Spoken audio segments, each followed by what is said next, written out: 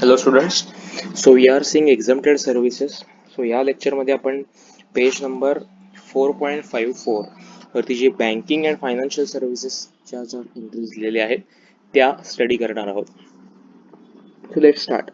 The first entry is entry number 26 services by Reserve Bank of India. Correct. So इथे काय म्हटले नीट लक्षात घ्या.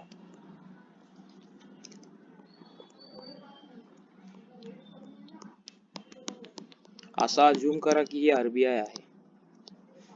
ओके.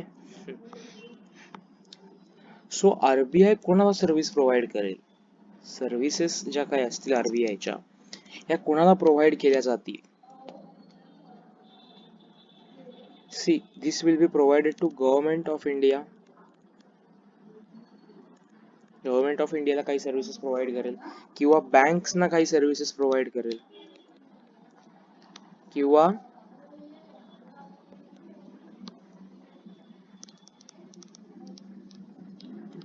फायनान्शियल इन्स्टिट्यूशन्सना काही सर्व्हिसेस प्रोव्हाइड करेल. सो आरबीआय ज्या सर्व्हिस प्रोव्हाइड करेल या सगळ्या सर्व्हिसेस ज्या आहेत या एक्झम्प्ट आहेत. करेक्ट. याचा अर्थ आरबीआयला रजिस्ट्रेशन घ्यावं लागणार नाही असा अर्थ होईल का? टोटली सगळ्या सर्व्हिसेस एक्झम्प्ट आहेत. वेट. आरबीआयला ज्या सर्व्हिसेस प्रोव्हाइड केल्या जातील ह्या मात्र एक्झम्प्ट असतीलच असं नाही. या टॅक्सेबलही असतील, या एक्झम्प्टही असतील. आरबीआयला ज्या सर्व्हिसेस प्रोव्हाइड करणार आहोत, एक एक्झाम्पल तुम्हाला आठवलंच पाहिजे. सर्व्हिसेस प्रोव्हाइडेड टू आरबीआय आपण याच्या आधी एक एक्झाम्पल बघितलेलं आहे. तुम्हाला जर आठवत असेल तर रिव्हर्स चार्ज जेव्हा आपण बघत होतो, services provided by overseeing committee of RBI to RBI are chargeable under reverse charge. म्हणजे त्या केसमध्ये आरबीआयने त्या सर्व्हिसवरचा टॅक्स जो आहे तो पे करायचा आहे and hence RBI needs to be registered for the same. ठीक आहे. सो इथे लक्षात घ्या कुठेतरी की ओव्हरसीइंग कमिटी जी असते त्यांनी जर आरबीआयला सर्व्हिस प्रोव्हाइड केली असेल then RBI is liable to pay reverse charge.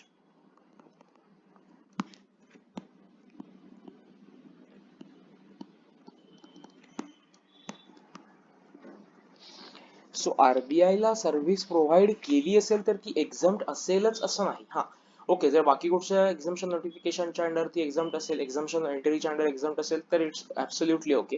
पण जर ती बाकी कुठल्याही एक्झम्पशन नोटिफिकेशनच्या एंट्रीच्या अंडर कव्हर्ड नाहीये तर आरबीआयला प्रोव्हाइड केली जाते म्हणून ती एक्झम्प्ट नाहीये.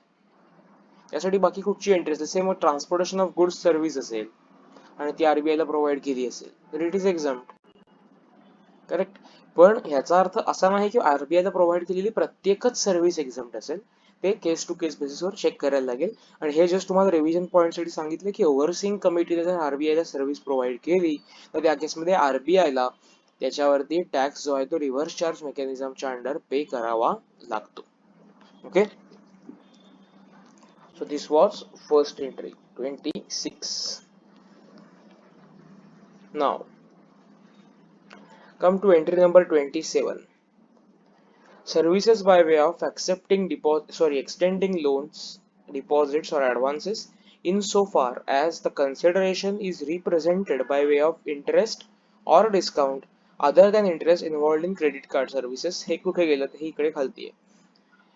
Inter se sale or purchase of foreign currency among the banks or authorized dealers of foreign exchange or amongst banks and such dealers.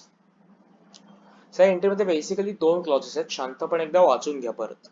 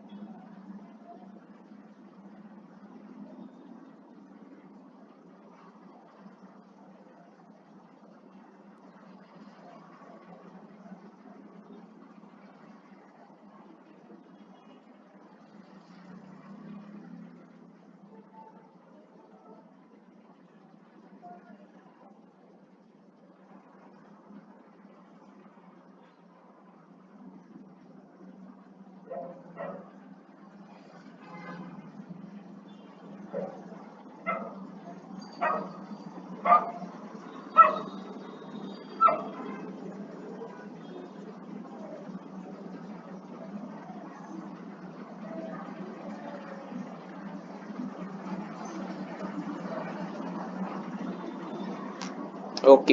So आता एंट्री बघूया. दोन पार्ट केलेले आहेत बेसिकली एंट्रीचे. Services by way of extending loans, deposits और advances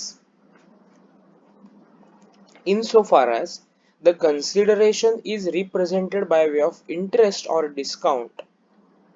so तुम्ही loan provide करताय, तुम्ही डिपॉझिट प्रोव्हाइड करताय, तुम्ही ऍडव्हान्स प्रोव्हाइड करताय, ही सर्व्हिस त्यांनी कन्सिडर केलेली आहे की ज्यासाठी मोबदला म्हणून, कन्सिडरेशन म्हणून, टाइम व्हॅल्यू ऑफ मनी म्हणून तुम्हाला इंटरेस्ट पोर्शन मिळतोय किंवा डिस्काउंट मिळतोय. करेक्ट. सो ही जी सर्व्हिस आहे ही सर्व्हिस एक्झम्प्ट ट्रीट केलेली आहे. आता ह्याच्यामध्ये ते असं कुठे म्हटलंय का की बँकिंग सर्व्हिस आहे किंवा ही सर्व्हिस बँकेने प्रोव्हाइड केली तरच एक्झम्प्ट आहे? नाही. म्हणूनच तुम्हाला जर आठवत असेल तर ज्यावेळी आपण ITC रिव्हर्सल बघत होतो त्यावेळी आपल्याला सांगितलं गेलं होतं की सगळ्या एक्झम्प्ट सप्लायच्या proportional input tax credit reverse करायचं आहे, पण ह्या सर्व्हिसेस जर इंडिव्हिज्युअल म्हणजे अदर दॅन बँक और फायनान्शियल इन्स्टिट्यूशन जर प्रोव्हाइड केले असतील तर त्यासाठी टॅक्सेबल सप्लाय म्हणून कन्सिडर करायच्या. म्हणजेच जर का मी एक बिझनेसमॅन आहे आणि मी एक कोणाला तरी माझ्या फ्रेंडला लोन दिलं, it is in the course of furtherance of business, supply आहे, त्यासाठी मला जे इंटरेस्ट मिळेल हा जरी एक्झम्प्ट सप्लाय असला तरी for the purpose of ITC reversal तो एक्झम्प्ट सप्लाय म्हणायचा नाहीये. ओके. पण इन नॉर्मल कोर्स तो एक्झम्प्ट सप्लाय आहे. सो इथे कुठेही असं म्हटलेलं नाहीये की हा बँकेनेच केलेला असला पाहिजे.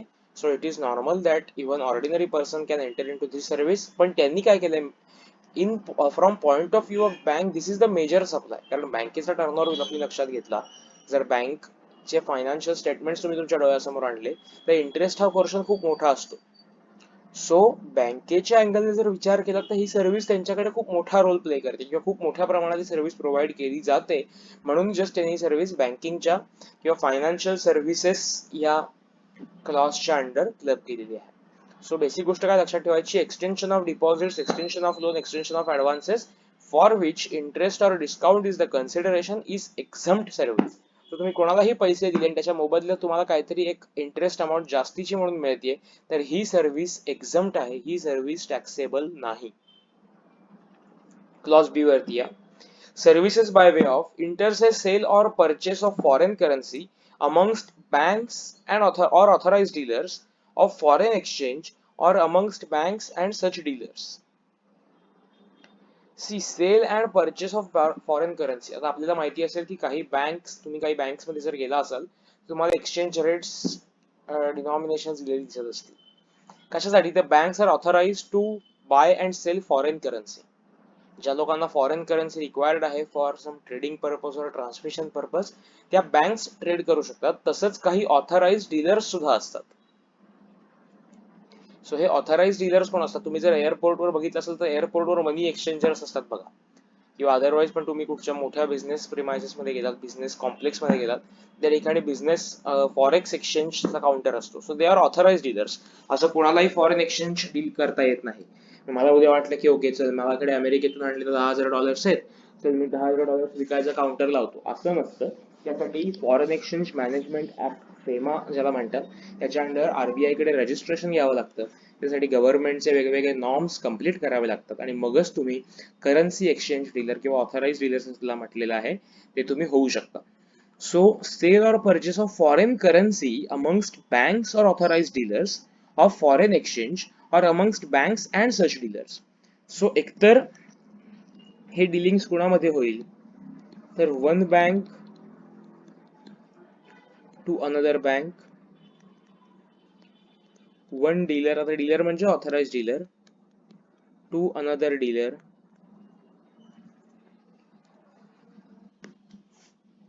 and third possibility is one is bank and second is dealer. ह्यांच्यातले हा कुठेतरी चार्ट काढून ठेवा.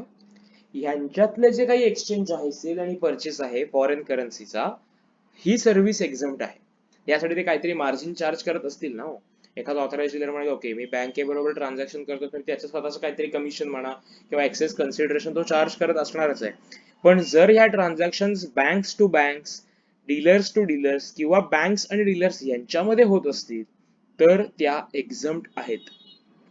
याचाच अर्थ इथे कुठेही बँक किंवा डीलर हा जर कॉमन पब्लिक बरोबर या ट्रान्झॅक्शन करत असेल तर त्याच्यावरती ते जे कमिशन तो रिसीव्ह करेल त्यावर मात्र त्याला जीएसटी पे करावाच लागेल. लक्षात येत आहे? So one bank to another bank, त्यांचं वाक्य असणं बघा, amongst banks or amongst authorized dealers of foreign exchange or amongst banks and such dealers is exempt. So ही सर्व्हिस एक्झम्प्ट आहे. म्हणजेच कॉमन पब्लिक बरोबर जर डीलिंग केलं असेल तर ती सर्व्हिस टॅक्सेबल असणार आहे. Okay, so this is second entry. आपण सेकंड एंट्री कव्हर केलेली आहे. Now come to 27 section, 27A. Services provided by banking company to the basic saving account, bank deposit account holders under प्रधानमंत्री जनधन योजना. C प्रधानमंत्री जनधन योजना ही गव्हर्नमेंटने मुळात सुरू केलेली योजना आहे आणि त्याचा बेनिफिट हा लोअर क्लास लोकांना प्रमोशन कुठेतरी करता येणं किंवा त्यांच्या अकाउंट गव्हर्नमेंट काही अमाऊंट डिपॉझिट करते अशा पद्धतीने त्याचा उद्देश आहे. सो बँकिंग कंपनी ज्या basic saving bank account deposit holders जे आहेत, म्हणजे प्रधानमंत्री जनधन योजनेअंतर्गत जी काही सेव्हिंग्ज अकाउंट बँकेमध्ये असतील त्यांच्याकडून त्यांना जी काही सर्व्हिस प्रोव्हाइड केली जाईल ती सर्व्हिस एक्झम्प्ट आहे. सी इथे सप्लायर आणि रेसिपियंट वरती कंडिशन घातली. सप्लायर कोण असला पाहिजे? Banking company. रेसिपियंट कोण असला पाहिजे? प्रधानमंत्री जनधन योजना अकाउंट होल्डर. सो जर बँकेने या सेव्हिंग अकाउंटच्या रिलेशन मध्ये काही सर्व्हिस प्रोव्हाइड केली असेल तर त्या कुठच्या सर्व्हिसेस असतील? एकतर काहीतरी चार्जेस बँक रिकव्हर करते, ट्रान्झॅक्शन चार्जेस असतील किंवा चेकबुक प्रिंटिंग चार्जेस असतील. सो त्याचं जनधन योजना अकाउंट होल्डरच्या केसमध्ये केले गेले तर त्याच्यावरती जीएसटी बँक रिकव्हर करणार नाही, because that service is exempt. Okay, so हवं तर त्याचा तुम्ही चार्ट काहीतरी करून काढून तयार ठेवा.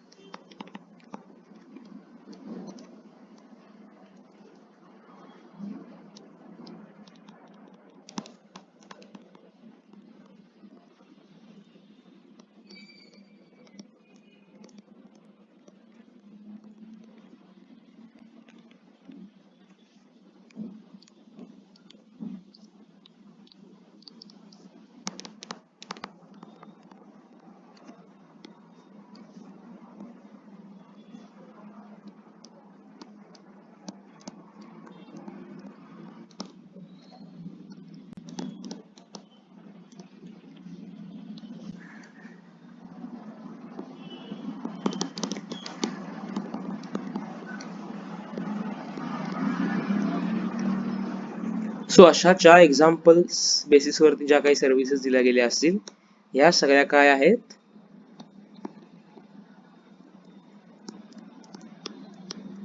एक्झम्प्ट आहेत. ओके, सो त्याचा चार्ट तुम्ही एक तयार करून ठेवा. मी सॅम्पल बेसिसवरती 2-3 सर्व्हिसेस दिलेले आहेत. या सगळ्या सर्व्हिसेस ज्या आहेत त्याच्या पुढे एक्सेट्रा लिहून ठेवा. हे फक्त इथेच संपत नाही, मी तुम्हाला आता फक्त 1-2-3 सर्व्हिसेस सॅम्पल साठी दिले आहेत. Okay, so I think 27A ही जी एंट्री आहे ही सुद्धा क्लिअर आहे. नाउ 34 आणि 39A या दोन एंट्री शिल्लक राहतात. Yes, now come to entry number 34, services by an acquiring bank. आता अक्वायरिंग बँक म्हणजे काय हा शब्द आपल्याला नवीन आहे, त्यांनी एक्सप्लेनेशन दिलेलं आहे ते बघा. For the purpose of this entry, acquiring bank means any banking company, financial institution including non-banking financial company or any other person who makes the payment to any person who accepts such card. So actually आता बघा, जेव्हा debit किंवा credit कार्डचं तुम्ही payment करत असता तेव्हा जी bank actually payment करते तुमच्या सप्लायरला ती बँक म्हणजे acquiring bank. So services by an acquiring bank to any person in relation to settlement of an amount up to ₹2000 in a single transaction transacted through credit card, debit card, charge card or other payment card service. तुम्हाला माहिती आहे की या card साठी काही charges recover केले जातात, काही चार्जेस कट केले जातात सो ह्या बँक ह्या डेबिट क्रेडिट कार्ड किंवा चार्ज कार्ड साठी जे काही चार्जेस कव्हर करेल, जर ती अमाऊंट एका ट्रान्झॅक्शन साठी 2000 रुपीज पेक्षा कमी असेल तर ती सर्व्हिस एक्झम्प्ट आहे. पण जर सिंगल ट्रान्झॅक्शन साठी 2000 रुपीज पेक्षा जास्त कमिशन किंवा चार्जेस बँकेने कट केले असतील, म्हणजेच बँकेने चार्ज केले असतील, तर मात्र ती सर्व्हिस टॅक्सेबल असणार नाही. So if less than 2000 then एक्झम्प्ट.